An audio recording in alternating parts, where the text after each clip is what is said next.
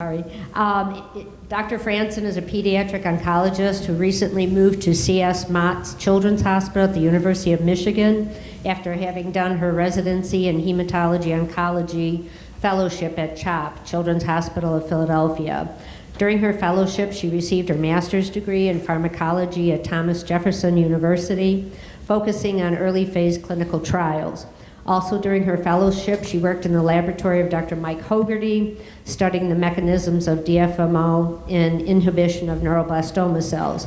Their work has started the design of the Children's Oncology Group study incorporating DFMO that opened this past spring. Dr. Franson. Hi, everybody. Thank you, Pat, for the introduction. It's my pleasure to be here, and I've already learned quite a bit from the talks thus far this morning. So, like Pat said, I just recently moved to the University of Michigan, but had been in Mike Hogarty's lab at CHOP for the last several years. And no disclosures, but I will talk about off-label use and investigational use of DFMO. So, just briefly to start, this is a schema that is familiar to many folks who are treated at least kind of groups that use the Children's Oncology Group standard therapy, which includes induction, transplant, and immunotherapy. Each phase is long and intensive, and I don't need to tell anyone here that. But I think we would all agree that there's a need for new therapies, therapies that we understand well enough to bring them into the clinic and to do that in a data-driven way and understand more about the biology of each child's tumor and how that may affect how we decide to treat them. So, kind of in a bigger general sense, how do we develop better cancer drugs? So we know that cancers, and this is not unique to pediatric cancer, cancer in general is often the accumulation of genetic changes or even just one genetic change that allows a cell to divide at a much more rapid, uncontrolled rate compared to what a normal cell would with normal amounts of that gene or without a mutation. And we know that in an ideal world, we would know a genetic mutation that happened in a tumor and be able to target that particular event and use that in therapy. And in some instances, we may be getting closer to do that. But bigger picture, it's not as simple as knowing exactly what mutation happened in that tumor and targeting it directly. And so we kind of, as a group, have taken a little bit of a different approach as to how can we target something more common as opposed to one, or more common to more tumors as opposed to just one specific genetic event. And then there's a lot of these genes that we may know something was mutated or something happened in, but it doesn't actually mean that we have something to target it. So it's good for knowledge and maybe good for research, but doesn't help in the care of that patient. So this is a schematic that kind of just summarizes the overall genetic landscape of high-risk neuroblastoma with a bend on the MYC angle of it, and I'll kind of get more into detail with that. So overall, there's about 40% of high-risk tumors are amplified in MYC-N, which is an oncogene rather common in neuroblastoma. But when you look at other high-risk tumors that may not actually have MYC-N amplification, really the vast majority of them still have very high MYC signaling. So MYC is another in that same MYC-N, MYC family of oncogenes that is leading to drive down those genetic pathways that have been turned on by high MYC signal. And then just listed here are kind of some of the other mutational burdens that kind of go along with MYC and may be related to the MYC drive in the first place. One of which is that 6 to 8% of high-risk tumors that have ODC1 amplification in the bottom circle, and I'll dive into a little bit more why we may care about that, that mutation. And all of this to say that really neuroblastoma as a whole, especially in the high-risk world, is a MYC-driven tumor even without direct MYC-N amplification. So how does MYC as an oncogene work? So MYC has a really large, diverse set of outputs in a cell. And in a normal cell, MYC is kind of at a low level. It helps drive cells through the cell cycle into cell division. It helps cells acquire fuel and energy to allow them to divide, but it does so in a controlled fashion. When MYC is on overdrive, so either mutated, amplified, and this doesn't just mean MYC, I also mean MYC-N. I'm talking about MYC here as the family of oncogenes. It drives this pathway faster and kind of redirects resources within the cell for further division. And I'd like to highlight this output, which is protein production. So in order for a cell to divide and to do so quickly, and to create actual mass in the form of a tumor, it needs to accumulate not only fuel, but also the building blocks to even make that cell, which is coming in the form of protein. And when you look at even normal cells, 55 to 75% of the actual mass of a cell is either protein itself or the elements that help make protein, so tRNA or rRNA, which is a really high percentage of the amount of mass of a cell. So now I've done all this talking about MYC, so this is not news to the cancer world in general. MYC is overexpression, or MYC is a compelling target. It has been since its discovery in the 60s and 70s. And why is it a compelling target? Well, it in and of itself in neuroblastoma and also in other cancers correlates with a worse overall prognosis and poor outcome. And as I've just described, it really plays a central role in the ability of a cancer cell to proliferate and propagate when it shouldn't. But it's a difficult target. So even as this has been described and discussed for decades, but there has not been a MYC directly targeting drug and that is able to stop this transcription factor from driving all of these pathways. And that's partly because biologically and pharmacologically, transcription factors are very difficult to target. They often have kind of broad and flat interactions, and what's more ideal for a drug going somewhere is actually a very unique pocket of a protein, because then you can target it with a specific drug. Transcription factors don't really allow for that. So the kind of overarching theory behind the work that we have done in Dr. Hogarty's lab is looking at, and not just in his lab, and also several other labs, how do we exploit the pathways that MYC is driving downstream and use that as a way of targeting MYC output, even if we can't directly, at least yet, target MYC as a transcription factor. And this comes in through polyamine metabolism, which I'm going to describe in a little bit more detail. So polyamines, and I apologize for the biochemistry here, it's kind of the only way I can describe this, and I know it gives people pain, it even gives people in the medical field pain to see biochemical structures up on there. But polyamines are essential molecules that are in all living organisms, healthy and cancer cells. They're really found in all cells. They act often as chaperones that help stabilize DNA and RNA within the cell. And they also have direct output on various protein production cofactors that I won't go into tons of detail, but it's a very conserved element that is all the way from single cell organisms all the way up to humans. And usually in biology that means that something is important if it's been conserved all the way from these single cell organisms. And this pathway is directly regulated by MYC oncogenes. So when MYC is high, it drives polyamines to be high as well. And polyamines are really also directly linked to how protein is made within the cell through a variety of ways. So this is a more detailed view of the pathway with the enzymes in green that help promote the production of polyamines, and then in red, the ones that help break them down. And what I want to just highlight here is that there's 3 layers of complexity to this. So again, in biology, when there's a pathway that has 3 different layers of inhibitor or inhibitors, 2 inhibitors, and then other sets of inhibitors, that usually means it's important and that it has to be tightly regulated for a cell to function properly.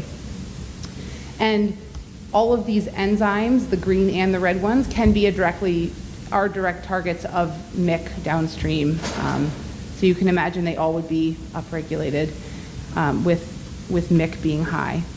So this is a recent paper that our group collaborated with an Australian group looking at, if you looked at the polyamine, those enzymes I just highlighted in green, if you looked at them in a database and you looked at the expression level of those enzymes in children with high-risk neuroblastoma, what came out is that anytime you had higher levels of these enzymes, it correlated with a worse prognosis and overall survival.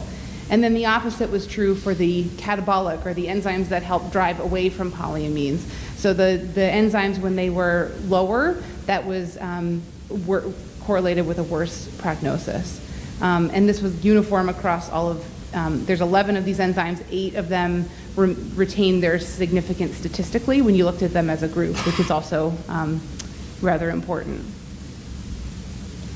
And then in this same paper, they also went through and described if you gave these tumors and the outputs of these tumors a score from 1 to 10, and you looked at their polyamine signature, so the higher the number, the higher amount of polyamines that were in these tumors, or the drive to create polyamines. Very similarly, you could see the tumors that had the lowest polyamine drive in the blue line up top correlated with children who had the best overall chance of survival. So this is just observational data. What can we learn from the biochemistry of these individual tumors without any specific intervention? And then I mentioned that gene ODC1, and I actually don't think I did a good enough job highlighting it here. So in green, and I don't know if I can get this, I can, to work there. So that is the enzyme ODC1. That is the rate-limiting enzyme step in this pathway to get molecules from this, the urea cycle and into the polyamine pathway. So when we look at tumors that had MYC-N amplification alone, or tumors that also had amplification as a separate event in this gene ODC1, that again, when you had both together, indicating a high polyamine drive, that also correlated with a worse overall survival. So it had already seemed to us, but this was kind of showing us that there is something important about that. And through some of the work that I had done in the lab, we looked at cell lines that had been derived from tumors for the last several decades, and about 6 to 8% of these high-risk tumors had this separate genetic event where ODC1 is amplified separately from MYC-N, but they were both always present, kind of suggesting that MYC-N may be the first event that happens, but then ODC1 amplification may make those tumors have even a higher kind of chance of survival, or a benefit of dividing faster in the tumor. And this is also true, like I said, this is cell line work. This is a primary tumor of a patient at CHOP where this amplification was present as well. And we think it's about 13% of MYC-N amplified tumors also have this genetic change. And I kind of already highlighted here, but we think overall this is about a 6 to 8% of high-risk neuroblastomas have amplification of this gene as well.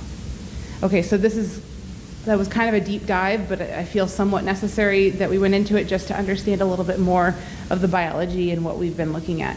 So summary to this point, so MYC genes are important in neuroblastoma. They tend to make tumors more aggressive. And MYC as an oncogene also is necessary for cells to be able to get the sources they need to divide quickly. Polyamines are these chemicals that are essential for normal cells, but they're especially needed in rapidly dividing cells. And these MYC genes make polyamines more readily available for the cells. And then polyamines, specifically in neuroblastoma, they seem to be, high levels of polyamines seem to be correlated with tumors that behave worse, which makes it, at least we would hope, potentially at least a subset of tumors that may be more likely to respond when we try and block this polyamine pathway. So that brings us all the way to DFMO. So I'm like halfway through my talk and I just now get to DFMO. But so DFMO is a drug that's been around for a while. It is a direct inhibitor of ornithine decarboxylase. It chemically looks a lot like ornithine, as you can see down here. The only difference is it's got 2 fluorine groups, and those 2 groups make it stick permanently to the enzyme when it's bound to it, which makes it irreversible, which chemically or in drug development is actually a really nice feature to have of something.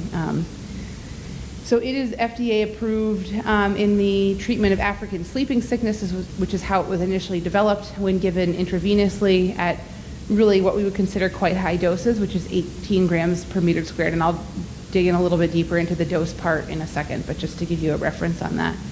When it's given orally, it's very well tolerated. When there are side effects, it's usually related to either GI upset or can also be with some hearing changes or bone marrow suppression with blood counts, but all of these things are reversible when the DFMO is stopped. So the neuroblastoma community is not the first to have looked at DFMO as an anti-cancer agent. So it was first looked at in kind of a bigger way in the 90s in colon cancer.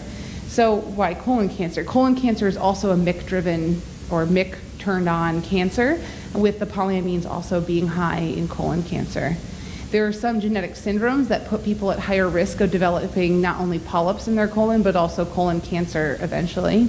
And the study, which in the world of pediatric oncology, these numbers were huge, astronomical compared to what they are in children. But in this population of several thousand adults who had a genetic or had a predisposition to polyps, that if you randomly gave patients either DFMO and an anti-inflammatory medicine, or you gave them placebo, 70% of the patient had a decrease in the recurrence of adenomas, which are precancerous lesions, and over 90% had a decrease in not just the adenomas, but the more advanced ones that were even more progressive towards cancer.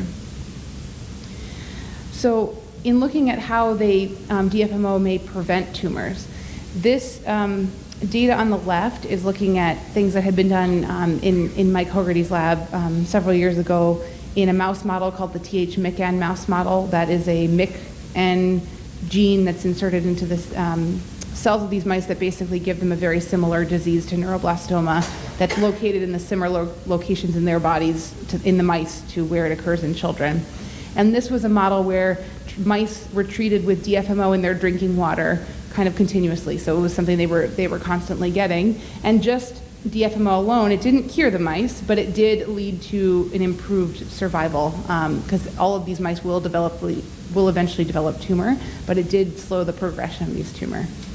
And then John Cleveland's group down in Florida back in the late 90s, early 2000s looked in a different mouse model that is a lymphoma mouse model, also driven by the oncogene MYC. And when DFMO was in the drinking water of those mice, it also did improve survival, and actually some of those mice were cured of never ever developed lymphoma, and so which was not quite the case in the neuroblastoma model. In looking at DFMO in established tumors, so let me just backtrack and say that we certainly wish we had something we could give to, let's say, all children, and we would expect that it would just prevent any of them from getting tumors, but unfortunately that is not how cancer works. We have a diagnosis and then we work to treat it. And maybe that'll be different in the future, but the way that it currently stands is we know we have a diagnosis and then how do we treat it. So that preventative model, especially in mice, is not really translatable to what we would do in children. So looking at, in this test, we were looking at if you added DFMO again to the drinking water alone on the left to mice who already had tumors, they all still eventually succumbed to their tumor, but it did delay the progression. And then on the right, if you combine DFMO with chemotherapy, so one was with irinotecan and the one on the right, the far right, is with cyclophosphamide, there actually were mice who were cured of their tumor, which was not the case when they did not have the DFMO in the drinking water. And this is small font, and I hate when people do this, but I'm doing it anyway. So this is a summary, actually, of all the preclinical mouse data that has used DFMO. And this is it specifically in neuroblastoma. On the left, that model that I talked about, the MYC-N mouse model. And then on the right, xenografts, where cells are implanted into the mice. And all of the ones with the stars next to them showed a statistically significant improvement when you added DFMO as a form of polyamine depletion. So that's great, but it doesn't kind of answer the questions that we all kind of have. So who should get DFMO? There are people who argue that everyone should get it, since MYC is turned on to some degree in all the bad tumors. Or should it be patients only who have MYC-N or MYC amplified tumors, because they have even a higher drive for this polyamine synthesis? Or should it be that small group where they have both MYC-N and ODC1 amplification?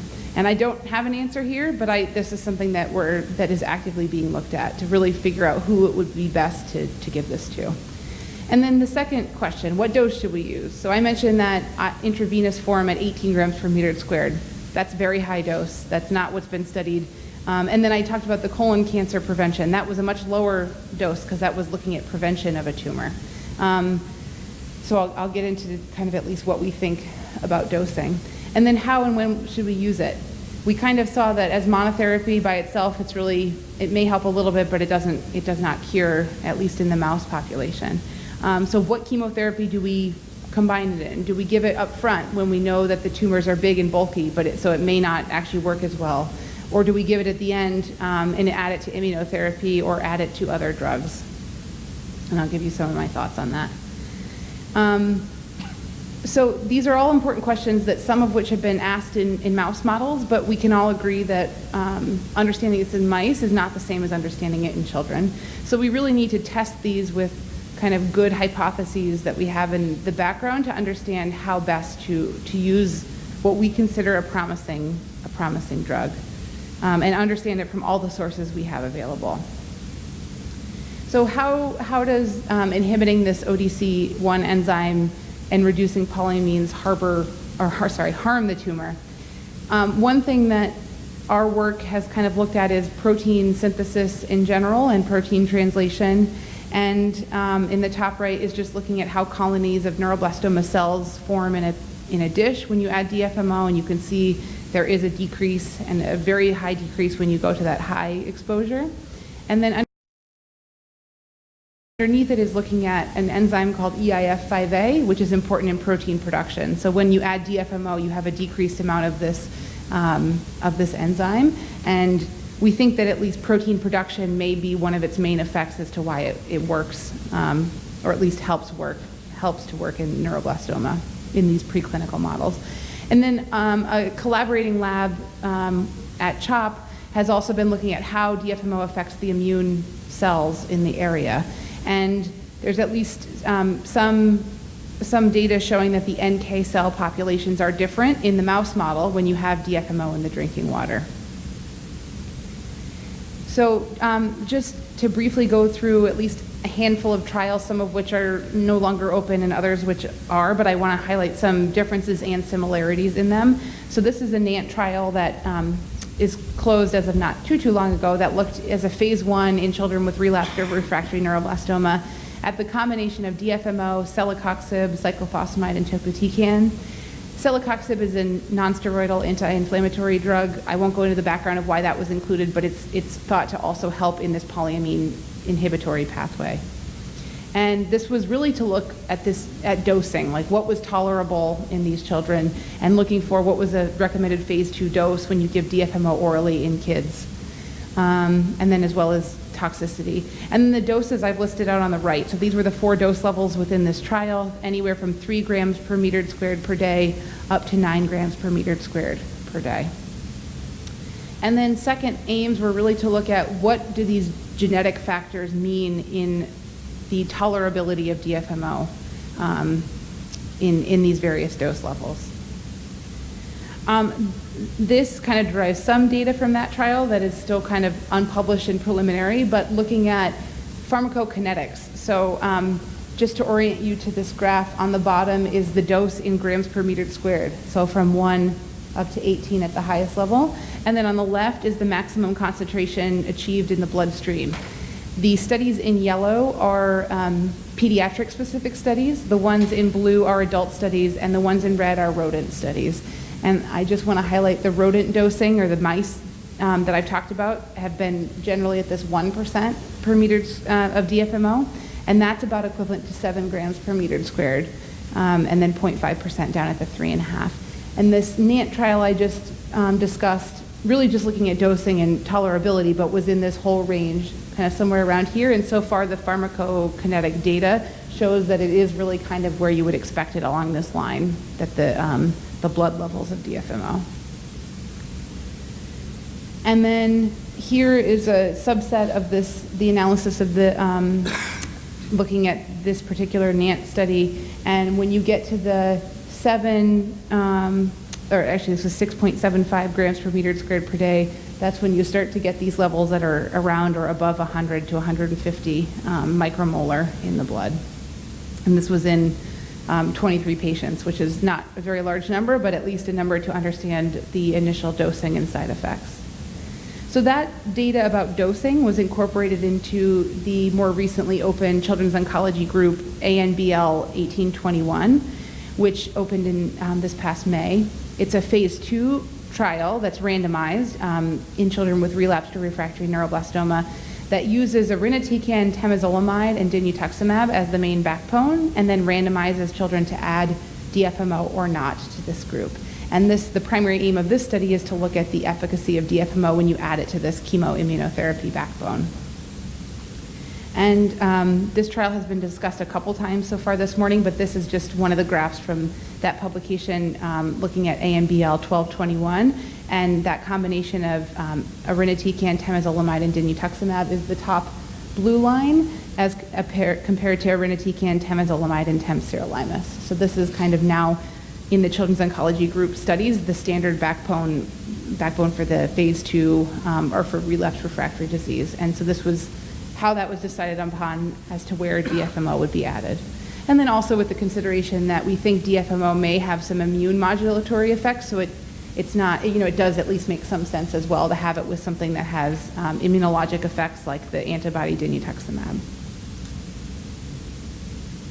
And then this study is also open as well, and I think you're going to hear a little bit more about some of the other ones supported by the Beat Childhood Cancer Group.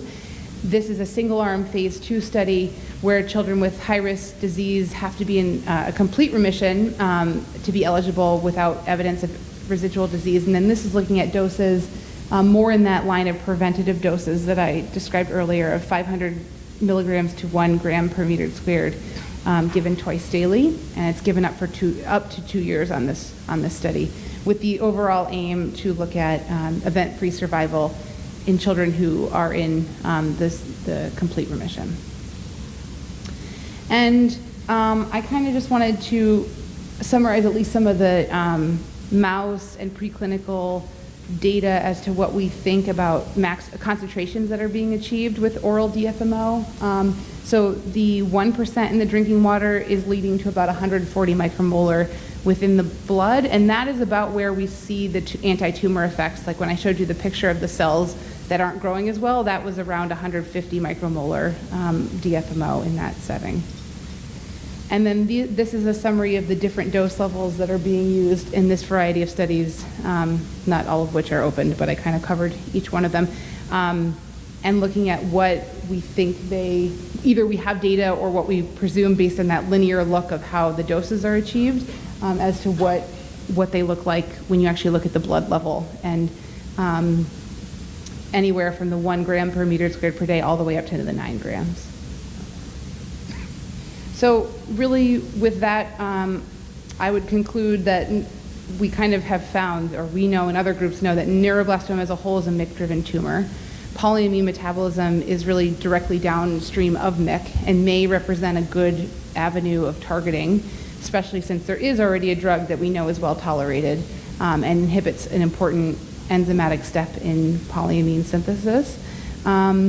I've shown you that DFMO has anti-tumor effects in neuroblastoma, and we think it may have some of the effects through its ability to block the production of proteins when polyamines are lower, and maybe affect the immune system.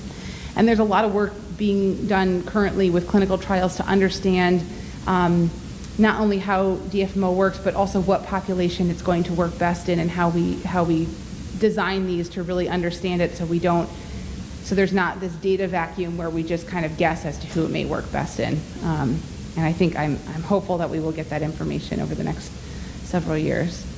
And with that, I'd like to acknowledge the new group I'm with at the University of Michigan, as well as the Hogarty Lab and the rest of the folks at CHOP who I've worked with for several years, and then our Australian collaborators. And with that, I'm happy to take any questions you guys might have. Thank you, Andrea. Does anyone have any questions?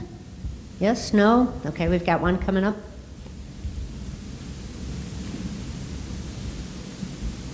So my son is also treated at University of Michigan, so welcome. Thank you. We share time between Sloan and U of M, so we're very lucky.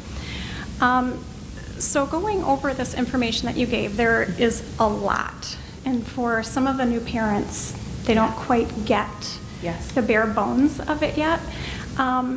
So when we're talking about DFMO, are you going to be testing for this ODC1 enzyme before you're enrolling any of these kids in this trial? It's a great question. Currently, no, but it is going to be data that is collected as part of that trial, but it's not going to be, let's say, an inclusion criteria where you have to have that mutation to be part of that trial. But we at least hope that since that data will be collected, that at the end of it, we will be able to understand, can we look at these different groups and say there's any different response?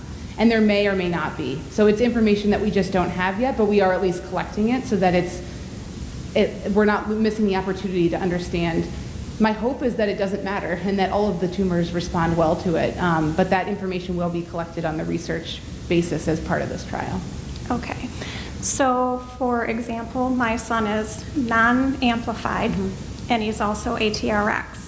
So if we were setting up a meeting with Dr. Modi about going forward, would this trial be something that a child with pretty much all the negatives would they benefit from? So the real answer is we don't know yet. Right. And I wish we did. At least in my opinion from like doing some of this work, is I wouldn't say it couldn't work. I mean, I don't know the definitive answer, but I do think the high-risk tumors have this dependency on these polyamines and that it may work. So I wouldn't discourage you from participating, especially when it's randomization and it's on a backbone that we do have data that it does at least work in a higher percentage of children than previous kind of salvage regimens had done. Okay, and then the last question I have. So you are saying that the mice, while drinking the DFMO in the water, they actually had a higher increase in their NK cell production? Am I understanding that correctly? Well, it's a little bit more nuanced, and I'm not an immunologist, and it overwhelms me when I get too deep into immunology, but it was a change in the subsets of NK cells. So it wasn't actually absolute numbers, but it was at least a suggestion that there was an immune hostile environment, that these NK cells were more likely to be the turned on version that were going after the tumor. I'm hoping that's part of Hamid Basiri, who's listed here, his laboratory's work, and I'm hoping that will be something they can really draw good conclusions from in the next couple of years and get that published so we can understand more about that. Great question. Okay, another question? Hi. Just as a parent, it's really exciting to hear about treatments that could be effective and that don't have all the really, intense side effects. So my question is along those lines. First of all, what is the interaction between chemotherapy and DFMO if you use them at the same time? So we don't know yet in children, but that at least that's part of what's being studied in the recently opened trial. In mice, no, it's not like it makes side effects worse of the chemotherapy. The chemotherapy known side effects kind of have stayed the same, and there really aren't, especially in mice, actually, they really don't have side effects from the DFMO. So we at least don't think we're making side effects way worse of the chemotherapy by adding the DFMO. I guess my question is more sorry, I mentioned the side effects first, but my question is more, is there a synergistic effect in terms of, killing off tumor? Do they use different ways of, dealing with the cancer? We think that it's probably two different ways. I don't know so synergy can be very technical with what you call synergy versus just two additive effects, something that helps kill and something that also helps kill, and they're combined. But we think that the polyamine inhibition through DFMO stresses the cell, and then when you add chemotherapy, it's a stress in a different way, and it leads to tumor, at least some of the tumors dying. And like I showed, some of those mice, when it was combined, didn't end up dying from their tumor, which is not the case for that model in general. All of those mice develop tumors and eventually die from them. And so the current trials would be in relapsed patients. are they looking at, since DFMO has so few side effects, are they looking at adding it to frontline treatment? Because even if everybody doesn't benefit from it, it's not, I mean, it's nothing near to what the other side effects are that they're Yeah, expecting. great question. The current study as a phase 2 study is going to give a lot of information as to side effects, but also maybe effect. And I would hope that we would have enough information to understand where in initial therapy, like upfront therapy, best to give it. It might be something that is best given when you had, and I kind of alluded to this, when you have less bulky disease. So when you're really in that immunotherapy phase of treatment, as opposed to upfront, we don't have tons of evidence to think that it's going to do much when there's still bulk there. But I think that this first study will at least give us a sense of, does it add to the immune effect when you have antibody therapy with chemotherapy and you also have DFMO? Thank you. Yeah, you're Can welcome. I just add one quick comment to that Yeah. last answer? So there is an open clinical trial for DFMO in maintenance therapy. So after you've completed chemotherapy Right. and got an antibody and retinoic acid, I think actually there are probably some people who, kids are on DFMO here, on that, the Beat Childhood Cancer Consortium has a open clinical trial, and the data from that looks very, very, very promising, in that most of those children have not relapsed, whereas historical controls, there's a significant relapse rate without DFMO. And that's So- the one that, is this the same one that I'm talking, that I had up here? TRC 14. 14. That clinical trial right there has actually been published, and there's another publication coming out pretty soon with that. Okay, one more question? Just a very quick question. Sure. But you showed the dose level, the dose levels from the different groups. I'm going to ask a question. I hope I don't open a can of worms, but it did apparently it did show that in order to have an anti-tumor effect, it needed to be at a certain dose. Does that suggest that the levels that are being used in different groups are not? I think it's hard, it's a great question, and I think it's hard to say. I don't know that we have a kind of big enough understanding of the data to know, all kind of what I presented, what our lab has gone off of, and the COG, is that these were the minimums that we could see preclinically. That doesn't mean that it's necessarily relevant to the clinical side, but I think that's just even more of an impetus to get the good data, so we really can understand what is necessary for You dosing. did mention 150 micromolar, Yeah.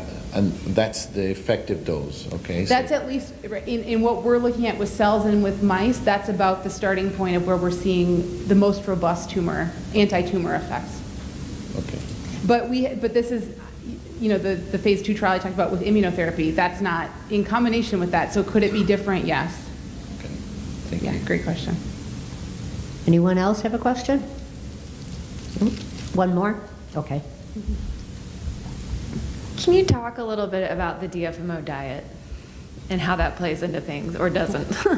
That's another very good question. So at least in what we have looked at, and I can only speak to the preclinical not in humans data, these mice do not have a restricted diet. So they have a normal, regular chow diet. There are upcoming experiments preclinically and actually hopefully soon clinically. There's also another drug that actually so I told you this blocks polyamine pathway. There's also another drug that's very early in development that blocks the uptake of polyamines from the surrounding bloodstream tissues. And there's maybe hope that if you put them together that you may really enhance the effects of the anti-polyamine effect. There's some mouse work to be done with that that's kind of ongoing, but yes, at least in these experiments, there was no change in the diet. But do I think that matters? It may very well that we should pay attention to both, or if we use this transport inhibitor, could we just not worry about the diet part and just allow the drug to stop it from being taken up? Yeah. Okay, and that's it? All right. Thank you, Andrea. Yeah, thank you. Okay, we're going to take a 15-minute break, and there's some snacks out in the hallway here. Thank you.